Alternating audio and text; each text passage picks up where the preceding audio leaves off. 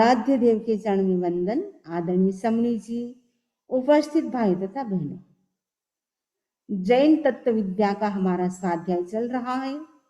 इसके अंतर्गत आज हम तीसरे वर्ग का 12वां बोध सम्यक्त के 5 प्रकार, उसकी हम चर्चा करेंगे।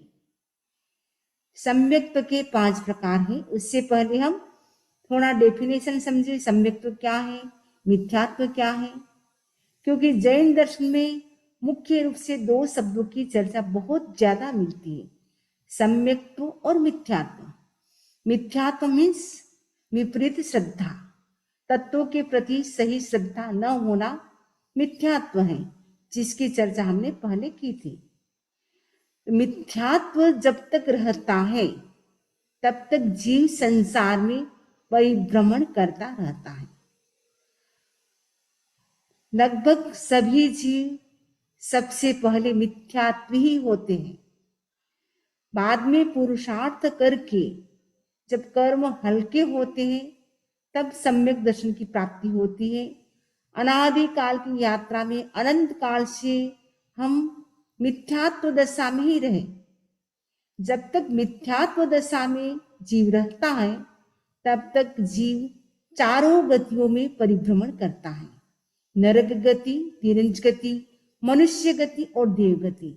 इन चारों गतियों में परिभ्रमण चलता रहता है मिथ्यात्व दशा में। अनंत पुद्गल परावर्तन बीत गए। अनंत काल से हम सभी डेथ एंड बर्थ की साइकिल में चल रहे हैं। इसका मेन कोज है मिथ्यात्व। जब तक मिथ्यात्व दशा रहेगी तब तक हमारा संसार परिभ्रमण रहेगा, ये फिक्स है।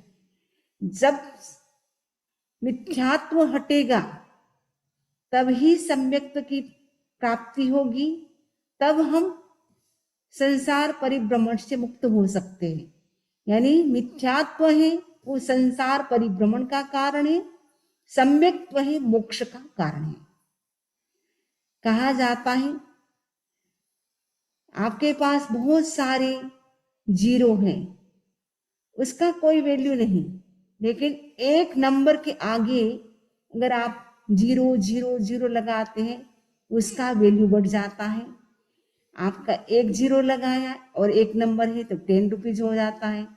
वैसे ही जितने जीरो आप 1 के आगे लगाते जाएंगे उसका वैल्यू बढ़ता जाएगा। वैसे ही जब सम्यक्त की प्राप्ति होती है तब जो भी हम तप करते हैं, जप करते हैं, व्रत करते हैं, वो रियल में होता है। जब तक सम्यक्त्व प्राप्त नहीं होता है तब तक न व्रत होता है न चारित्र होता है। यदि चारित्र का भी कोई पालन करता है लेकिन सम्यक्त्व नहीं है तो रियल में उनके पास चारित्र नहीं है। किसी ने 12 व्रतों को स्वीकार किया लेकिन सम्यक्त्व नहीं है तो वो व्रत भी आता नहीं है। जरूरत है सम्यक्त्व की, क्योंकि सम्यक्त्व प्राप्त होने पर ही हमें व्रत होता है, हम यानी हमारे व्रत होता है, हमारे चारित्र होता है। और सम्यक्त्व जीव के ही निर्जरा ज्यादा होती है, कर्मों का बंध कम होता है। मिथ्यात्व दशा में कर्मों का बंध भी ज्यादा होता है। कहा जाता है एक व्यक्ति जो सम्यक्त्व है वो यदि एक नौकाशी तप करता है, दूसरा मिथ्यात्व व्यक्ति है वो 6 मंथ तक कंटिन्यू तप करता है, दोनों को इक्वल लाभ मिलता है। कितना बड़ा फर्क हो गया। एकमात्र नौकाशी तप, एक व्यक्ति 6 मंथ तक कंटिन्यू तप करता है फिर भी उसको बहुत कम लाभ मिलता है, क्योंकि मिथ्यात्व है। मिथ्यात्व की निर्जरा कम होती है और सम्यक्त्व की निर्जरा बहुत ज्यादा होती है। एक श्वासोश्वास में सम्यक्त्व जितने कर्म का क्षय करता है, मिथ्यात्व कई वर्षों तक तप जप करने पर भी उतनी कर्मों की निर्जरा नहीं कर सकता है। मिथ्यात्व जब तक रहेगा तब तक जीव मैक्सिमम स्वर्ग तक ही पहुंच सकता है, वो मोक्ष को प्राप्त नहीं कर सकता है। सम्यक्त्व प्राप्त होने पर ही मोक्ष का रिजर्वेशन पक्का होता है। सम्यक्त्व प्राप्त होने पर ही हमें केवल ज्ञान की प्राप्ति हो सकती है। जब तक सम्यक तो नहीं होगा तब तक केवल ज्ञान की प्राप्ति भी नहीं होगी। केवल ज्ञान प्राप्त होने का मतलब है मोक्ष होना, यानी सम्यक तो प्राप्त होने पर मोक्ष का रिजर्वेशन पक्का हो जाता है। श्योर हम देर सवेर मोक्ष अवश्य ही जाएंगे। एक बार भी सम्यक की प्राप्ति हो जाती है, उससे भी कहा जाता है अर्ध पुद्गल परावर्तन में हमारा मोक्ष अवश्य ही होता है। तो सम्यक्त होना बहुत जरूरी है। तो सम्यक्त की प्राप्ति कब होती है, उन सब की हम आज चर्चा करने वाले हैं। सम्यक्त का मतलब है तत्वों के प्रति सही श्रद्धा का होना। जब तक तत्वों के प्रति सही श्रद्धा नहीं होती तब तक मिथ्यात्व दशा में ही हम रहते हैं। जब तत्व के प्रति सही श्रद्धा होती है तब सम्यक दर्शन की प्राप्ति होती है। दूसरी बात है देव गुरु धर्म के प्रति सही श्रद्धा। सम्यक दर्शन का मतलब है तत्वार्थ श्रद्धानम सम्यक दर्शनम। आचार्य उमा स्वाति ने लिखा है तत्वार्थ श्रद्धानम सम्यक दर्शनम। तत्वों के प्रति सही श्रद्धा का होना ही सम्यक दर्शन है। और व्यवहार की दृष्टि से कहा जाता है देव गुरु धर्म के प्रति अटूट आस्था। देव मेरे अरिहंत भगवान है, गुरु मेरे निर्ग्रंथ हैं, धर्म केवली भाषित जैन धर्म ही मेरा धर्म है। इतनी दृढ़ श्रद्धा, स्ट्रोंग फेथ जब होता है तब सम्यक्त की प्राप्ति होती है। थर्ड है त्रैकालिक आत्मा में आस्था, यानी पास्ट में हमारी आत्मा थी, प्रेजेंट में है और फ्यूचर में भी हमारी आत्मा रहने वाली है। मैं आत्मा हूं, मैं शरीर नहीं हूं। इस प्रकार जब दृढ़ हमें फेथ होता है हमारी आत्मा के प्रति कि मैं आत्मा हूं, मैं शरीर नहीं हूं, ये जब होता है तब जीव को सम्यक्त की प्राप्ति होती है। सम्यक्त कैसा है, एक दर्पण जैसा है। जैसे दर्पण होता है, मिरर होता है, उसमें हम अपने फेस को, कोई भी चीज होती है उन सबको हम क्लियर देख सकते हैं, क्योंकि उसमें जो भी प्रतिबिंब होता है वो जैसा होता है बाहर वैसा ही आता है। जैसा ही हमारा फेस होता है, जैसे हमारा बॉडी स्ट्रक्चर होता है वैसा ही प्रतिबिंब मिरर में आता है। वैसे ही जो व्यक्ति सम्यकदर्शी होता है वो सभी तत्वों को सही रूप में वो मानता है, जानता है, क्योंकि वो जीव अजीव आदि जो भी तत्व हैं उनको सही नॉलेज होता है। यानी सम्यक दर्शन प्राप्त होने पर राइट अंडरस्टैंडिंग हो जाती है, राइट परसेप्शन होता है और राइट अप्रोच होता है। जब ये तीनों चीज हो जाती है तब व्यक्ति को सम्यक दर्शन की प्राप्ति होती है। तो सम्यक दर्शन जब प्राप्त होता है तब व्यक्ति की सही श्रद्धा होती है, सही नॉलेज होता है और सही वो चारित्र का पालन कर सकता है। तो सम्यक दर्शन इसीलिए बहुत ही जरूरी है कि हम संकल्प करें कि इस जन्म में हमें निश्चित रूप से सम्यक्त को प्राप्त करना है। सम्यक्त को प्राप्त किए बिना इस बॉडी को हमें नहीं छोड़ना है, क्योंकि सम्यक दर्शन प्राप्त होने से बहुत ज्यादा लाभ होता है, मोक्ष की प्राप्ति होती है। और सम्यक दर्शन एक बार भी प्राप्त होता है उसमें भी कितना बड़ा लाभ होता है। यदि हमें सम्यक दर्शन यदि क्षायिक सम्यक्त प्राप्त हो जाए फिर तो कहना ही क्या। ये सम्यक्त्व है वो कितने प्रकार के हैं उसकी आज हम चर्चा करने वाले हैं। तो सम्यक्त्व है वो 5 प्रकार के हैं। तो 5 प्रकार के सम्यक्त्व है वो कौन से 5 प्रकार हैं सम्यक्त्व के? सम्यक्त्व के 5 प्रकार जैन तत्व विद्या में आचार्य तुलसी ने सम्यक्त्व के 5 प्रकार की चर्चा की है। फर्स्ट है औपशमिक सम्यक्त्व, सेकेंड है क्षायिक सम्यक्त्व, थर्ड है क्षायोपस्मिक सम्यक्त्व, फोर्थ है सास्वादन और फिफ्थ है वेदक। ये 5 सम्यक्त्व हैं, यानी सम्यक्त्व के ये 5 प्रकार हैं। फर्स्ट है औपशमिक सम्यक्त्व। औपशमिक सम्यक्त्व की प्राप्ति 2 प्रकार से होती है। एक जीव जब उपशम श्रेणी लेता है उस समय भी साधक को औपशमिक सम्यक्त्व की प्राप्ति होती है। और दूसरी है कि अभी तक उसने अनंत काल की यात्रा में सम्यक दर्शन को प्राप्त किया ही नहीं, अभी तक उसका मिथ्यात्व क्षीण हुआ ही नहीं, ऐसा व्यक्ति पहली बार जब अनंतानुबंधी क्रोध, मान, माया, लोभ और सम्यक्त मोहनीय, मिथ्यात्व मोहनीय और मिश्र मोहनीय, इन सातों प्रकृति का जब वो उपशम करता है, यानी एकदम शांत करता है, सातों प्रकृति जब शांत हो जाती है, उस समय जीव को कहा जाता है औपशमिक सम्यक्त की प्राप्ति होती है। और जो औपशमिक सम्यक्त की प्राप्ति होती है वो कितने समय तक रहती है, उसका ड्यूरेशन है मात्र अंतर्मुहूर्त। अंतर्मुहूर्त का मतलब है 2 समय से लेकर के 48 मिनट में, यानी 48 मिनट में एक समय कम, उतना पीरियड होता है अंतर्मुहूर्त का। तो वो अंतर्मुहूर्त के बाद निश्चित ही उसका पतन होता है, वो नीचे गिरता है, इसमें बदलाव आता ही है। तो ये जो दूसरा जो सम्यक, यानी पहली बार जिसने सम्यक्त को प्राप्त किया है, ऐसा जो जीव है वो अंतर्मुहूर्त के भीतर भीतर उसका अंतर्मुहूर्त की जैसी स्थिति, उसका ड्यूरेशन था कंप्लीट होता है, वो उसमें बदलाव आ जाता है, नीचे गिरता है, मिथ्यात्व दशा को प्राप्त हो जाता है। तो फर्स्ट है औपशमिक सम्यक्त्व। और जो उपशम श्रेणी वाला जो साधक औपशमिक सम्यक्त्व प्राप्त करता है, वो हो सकता है उसका वापस औपशमिक सम्यक्त्व से वो क्षोभसम में भी बदल सकता है, और वो पहले गुण स्थान में आ जाए तो मिथ्यात्व भी हो सकता है, छठे गुण स्थान में भी वो आ सकता है।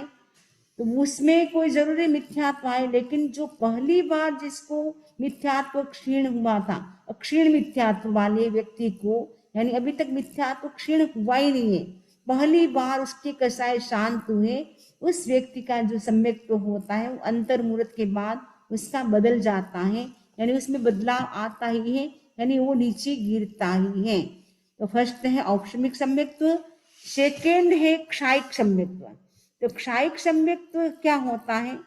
क्षायिक सम्यक्त्व में भी जो अनंतानुबंधी क्रोध, मान, माया, लोभ, ये 4, और सम्यक्त मोहनीय, मिथ्यात्व मोहनीय, मिश्र मोहनीय, ये 7 प्रकृति है।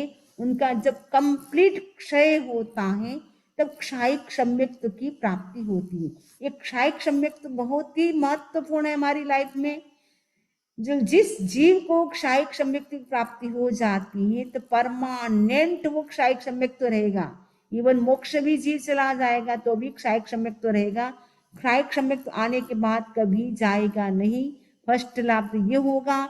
सेकेंड लाभ ये होगा कि क्षायिक सम्यक्त जीव को यदि आयुष्य का बंध नहीं हुआ है उसी भव में उसका मोक्ष हो सकता है।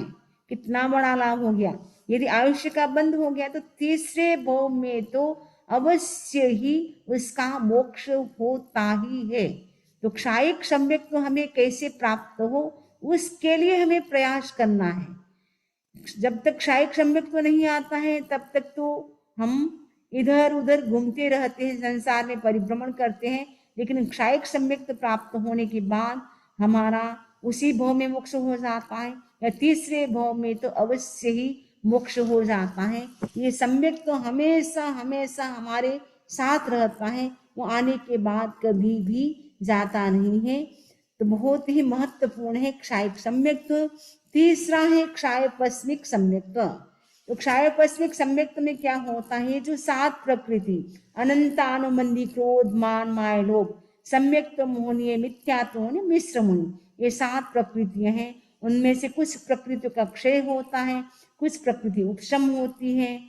क्षय और उपशम दोनों मिलकर के क्षोभशम बनता है, यानी कुछ प्रकृति क्षय होती है, कुछ प्रकृति उपशम होती है, तब क्षायोपस्मिक सम्यक्त की प्राप्ति होती है। ये क्षायोपस्मिक सम्यक्त जीवन में कई बार आता है और कई बार चला जाता है। कभी कभी व्यक्ति एकदम दृढ़ श्रद्धा होती है तो सम्यक्त आ जाता है, कभी वो मिथ्यात्व के संपर्क से उनकी बातों पर विश्वास करता है तो वापस मिथ्यात्व बन जाता है। तो क्षायोपस्मिक सम्यक्त लाइफ में कई बार आ सकता है। तो क्षायोपस्मिक सम्यक्त भी ऐसे अच्छा है, लेकिन ये परमानेंट नहीं है, ये आने के बाद जा भी सकता है और कई बार एक दिन में या लाइफ में कितनी बार वो जाता है आता है, वो उसका क्रम चलता रहता है।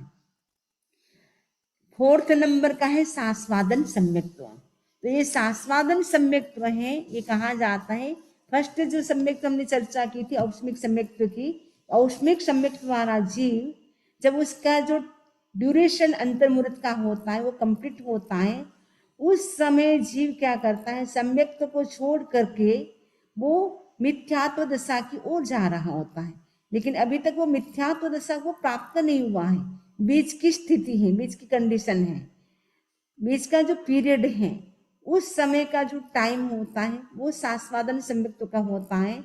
उसको हम एग्जाम्पल से समझ सकते हैं, जैसे किसी ने खीर खाई है, तो खीर खाई उसके बाद उसको वॉमिट हो गई, तो वॉमिट हो गई उसके बाद भी क्या होता है, थोड़ा खीर का टेस्ट रहता है।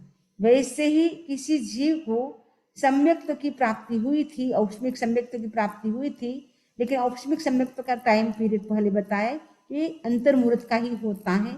अंतर्मुहूर्त के बाद उसका पतन अवश्य होता है, यानी मिथ्यात्व दशा को वो प्राप्त हो जाता है। जब तक अभी तक मिथ्यात्व दशा को प्राप्त नहीं हुआ है, बीच का जो टाइम है, वो जो टाइम होता है उस समय थोड़ा सम्यक्त्व का स्वाद बाकी रहता है, थोड़ा सा सम्यक्त्व का टेस्ट आता है, इसीलिए इसका नाम है सास्वादन सम्यक्त्व। तो उसको हम एक एग्जाम्पल और दूसरा दे सकते हैं, जैसे एक फल है, वृक्ष पे लगा हुआ है, वो वृक्ष से जैसे ही नीचे गिरता है, लेकिन अभी तक पूरा नीचे गिरा नहीं, बीच में है, वो बीच का जो टाइम होता है, वैसे ही अभी तक सम्यक्त्व है, अभी तक वो मिथ्यात्व दशा को पूरा प्राप्त नहीं हुआ है, सम्यक्त्व को छोड़ने लगा है, लेकिन मिथ्यात्व दशा को प्राप्त नहीं हुआ है। उसका जो बीच का जो टाइम पीरियड होता है, उस समय थोड़ा सा सम्यक्त्व का स्वाद बाकी रहता है, थोड़ा सा सम्यक्त्व का स्वाद आता है, इसीलिए वो सम्यक्त्व क्या कहलाता है, सास्वादन सम्यक्त्व कहलाता है। तो दूसरी फोर्थ नंबर का हो गया सास्वादन सम्यक्त्व। फिफ्थ नंबर का है वेदक सम्यक्त्व।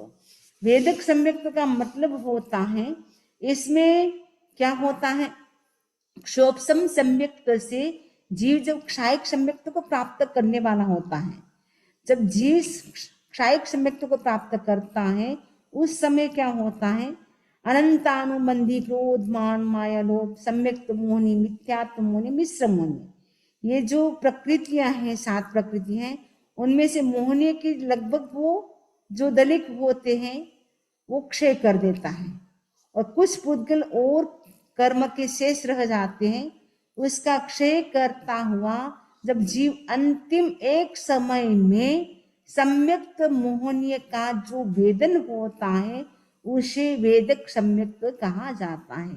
यानी क्षोभसम सम्यक्त्व से जीव क्षायक सम्यक्त्व को प्राप्त करने वाला होता है।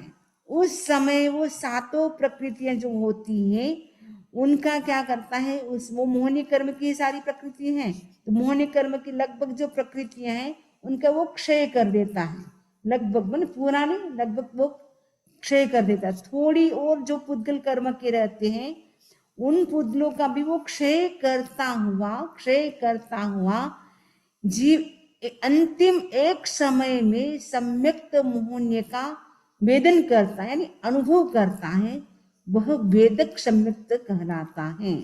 ये 5 प्रकार के सम्यक्त हैं।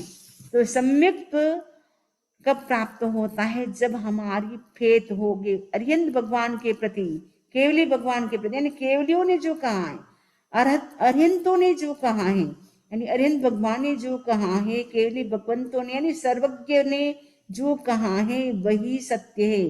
तमेव सत्यम जम जीणे पवेयम, जो भगवान ने कहा है, जो जिनेश्वर भगवान ने कहा है, सर्वज्ञ भगवान ने कहा है, वही सत्य है, उसमें किसी भी प्रकार का डाउट नहीं है। जब डाउट होता है तब सम्यक तो नहीं होता है। जब हमारा डाउट नहीं, बस भगवान ने कहा है, केवली भगवान ने जो कहा है वही सत्य है। तमेव सत्यम जम जिणे पवेयम, वही सत्य है जो जिनेश्वर भगवान ने कहा है। इतना हमारा फेथ हो जाता है तब हमें सम्यक्त की प्राप्ति होती है। जब तक फेथ नहीं होता है तब तक क्लैरिटी भी नहीं होती है। क्लैरिटी के बिना सम्यक्त की प्राप्ति नहीं होती है। तो हमें जरूरत है कि हम भगवान ने जो कहा है उसमें हम फेथ करें और सम्यक दर्शन को प्राप्त करें, क्योंकि सम्यक दर्शन के बिना तो हमने बहुत सारी क्रियाएं की। आचार्य ने आराधना में भी लिखा है, जे सम कित वीण महे चारित्र ने किरियारे भार अनंत करी फिर काज न सरियारे भावे पावना। सम्यक्त के बिना हमने अनंत काल अनंत बार चारित्र की क्रिया की। अनंत काल की यात्रा में अनंत बार हमने चारित्र की क्रिया की। कितनी बार हम साधु बने, कितनी बार हम श्रावक बने, लेकिन सम्यक्त के बिना जीरो है, इतना लाभ नहीं है। इसीलिए हमारे आत्मा का कार्य सिद्ध क्यों नहीं हुआ, हमारा मोक्ष क्यों नहीं हुआ, क्योंकि सम्यक्त के बिना ही हम क्रिया करते रहे। आप मक्खन आपको निकालना है तो दूध दही होगा तो मक्खन निकलेगा, पानी को भिगोने से मक्खन निकलेगा नहीं निकलेगा। वैसे सम्यक्त के बिना हमारा मोक्ष होता नहीं है। इसीलिए जरूरत है, अभी हमें मनुष्य भव मिला है, उस मनुष्य भव को हमें सफल करना है। एक संकल्प करें और भगवान की वाणी के प्रति हमारी अटूट श्रद्धा हो, तत्वों के प्रति सही श्रद्धा हो। Right understanding, right perception, right approach, ये तीनों ही कब होंगे, जब सम्यक्त की प्राप्ति होगी। तो जरूरत है कि हम सम्यक्त को प्राप्त करें। तो सम्यक्त की प्राप्ति भी दो प्रकार से होती है। जो 13 नंबर का बोल है उसमें सम्यक्त प्राप्ति के दो प्रकार हैं। सम्यक्त के दो हेतु हैं। फर्स्ट है निसर्ग, सेकंड है अधिगम। निसर्ग और अधिगम दो प्रकार के सम्यक्त है। निसर्ग का मतलब नेचुरल, यानी सहज ही मिथ्यात्व खत्म होता है और सम्यक्त की प्राप्ति होती है, वो होता है निसर्ग। यानी अनादि काल की यात्रा में कष्टों को सहते सहते सहते हमारे जब कर्म जो क्षीण होते हैं, मिथ्यात्व के जो कर्म होते हैं, मिथ्यात्व के जो दलिक होते हैं वो खत्म होते हैं, यानी क्षीण होते हैं या उपशम होते हैं या क्षय क्षोपशम दोनों होता है, क्षयोपशमिक। तो उस समय क्या होता है, आत्मशुद्धि होने से सम्यक्त की प्राप्ति होती है। निसर्ग यानी सहज ही, बिना कुछ किए, अपने आप ही, बिना प्रयास बिना पुरुषार्थ से ही अपने आप सम्यक्त की प्राप्ति हो जाती है। वो होता है निसर्ग सम्यक्त। निसर्ग यानी नेचुरल, अपने आप ही बिना उपदेश से ही सम्यक्त की जो प्राप्ति होती है वो निसर्ग सम्यक्त है, यानी सहज नेचुरल। और दूसरा है अधिगम। अधिगम का मतलब उपदेश आदि से प्राप्त। जैसे गुरुदेव हैं, शिष्य को उपदेश देते हैं, उपदेश देने से, उपदेश सुन करके जो सम्यक्त की प्राप्ति होती है वो होता है अधिगम। और दूसरा है, कभी कभी हम शास्त्रों को पढ़ते हैं, शास्त्रों को पढ़ने से हमें लगता है अरे नरक में इतने दुख होते हैं, स्वर्ग में ऐसा होता है, तिरंजगति में ऐसा होता है। तो ये सारे जब हम शास्त्रों को पढ़ते हैं, जब नॉलेज होता है, उससे हमारे अंदर जो प्योरिटी आती है, कैसा है, शांत होते हैं, उससे भी हमें सम्यक्त की प्राप्ति होती है। कभी कभी किसी को जाति स्मृति ज्ञान हो जाता है, तो जाति स्मृति ज्ञान से भी वो पास्ट लाइफ का जब नॉलेज होता है उसको लगता है अरे पास्ट लाइफ में मैंने इतने दुखों को सहन किया है, इतने संसार में मैंने परिभ्रमण किया है, इतनी बार मैंने नरक के दुखों को सहन किया है। तो इस प्रकार जब व्यक्ति के भीतर चेतना जागृत होती है तो उसको क्या होता है, सम्यक्त की प्राप्ति हो जाती है। यानी उपदेश आदि से, यानी गुरु का उपदेश सुन करके या शास्त्रों को पढ़ करके या जाति स्मृति ज्ञान से व्यक्ति को जो सम्यक्त की प्राप्ति होती है वो अधिगम सम्यक्त कहलाता है। तो हम सम्यक्त को प्राप्त कैसे करें, नेचुरल रूप से भी कभी कभी हो जाता है। जो अपूर्व करण निसर्ग, यानी इसमें ऐसा अपूर्व करण, यानी आज तक वैसा उसको उल्लास आनंद प्राप्त नहीं हुआ था, पहली बार उसको सम्यक्त की प्राप्ति हुई तो उतना आनंद आया, उतना उल्लास भीतर आया। तो निसर्ग सम्यक्त होता है वो अपने आप ही प्राप्त होता है, बिना पुरुषार्थ से। कर्मों का हल्कापन होते होते ना अनादिकाल की यात्रा में जन्म मरण के दुखों को सहते सहते सहते तो वो अपने आप ही हल्कापन होता है, तब व्यक्ति को सम्यक्त्व की प्राप्ति होती है।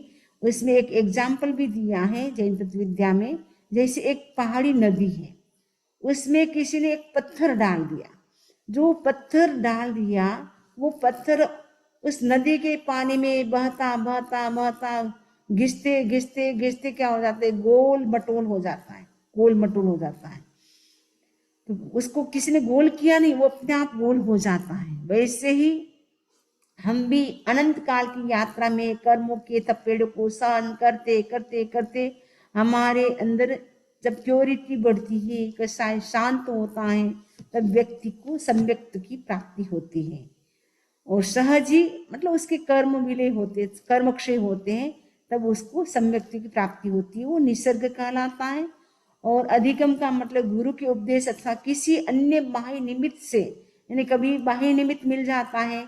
बाह्य निमित्त क्या मिल सकता है, जाति स्मृति ज्ञान भी हो सकता है, शास्त्र भी हो सकता है। तो कोई बाह्य निमित्त मिलता है या गुरु आदि का उपदेश सुनता है व्यक्ति, उससे भी व्यक्ति को सम्यक्त की प्राप्ति होती है, वो अधिगम सम्यक्त कहलाता है। तो आज हमने 12वां बोल और 13वां बोल, सम्यक्त के 2 प्रकार, 12वें बोल में सम्यक्त के 5 प्रकार, औष्मिक सम्यक्त और क्षायिक सम्यक्त। 13वें बोल में सम्यक्त प्राप्ति के 2 हेतु हैं। तो 2 हेतु क्या है, सम्यक्त के 2 हेतु कौन से हैं, निसर्ग और अधिगम, इनकी हमने चर्चा की है। तो ये बोल बहुत छोटे हैं, बहुत ही महत्वपूर्ण है सम्यक्त्व का बोल। तो सम्यक्त्व का तो जितना हम बोले उतना कम है, सम्यक्त्व का हम कई दिनों तक बोल सकते हैं, लेकिन संक्षेप में हमने चर्चा की है। तो ये सम्यक्त्व का जो बोल है उसको सुनने के बाद हमें प्रयास करना है कि हमारे अंदर सम्यक दर्शन की प्राप्ति कैसे हो, खुद का एनालिसिस करें, क्या हमारे अंदर सम्यक्त्व है या नहीं है। तो उसके लिए 14 नंबर का जो बोल है उसकी चर्चा में आप जान पाएंगे कि हमारे अंदर सम्यक्त्व है या नहीं, उसका क्या क्राइटेरिया है, उसकी सारी डेफिनेशन उसमें बताई गई है। तो 5 प्रकार के संवेग, निर्वेद, अनुकंपा, आस्तिक्य, इनकी चर्चा हमने 14 नंबर के बोल में हमने की है। तो आप 14 नंबर का बोल आप उसके लिए सुन सकते हैं। इस आशा के साथ ओम अरहम ओम अरहम। किसी के कोई प्रश्न हो तो पूछ सकते हैं। ओम अरहम। भगवान की वाणी के विरुद्ध कुछ भी बोला हो तस्य मिच्छामि दुक्कडम्।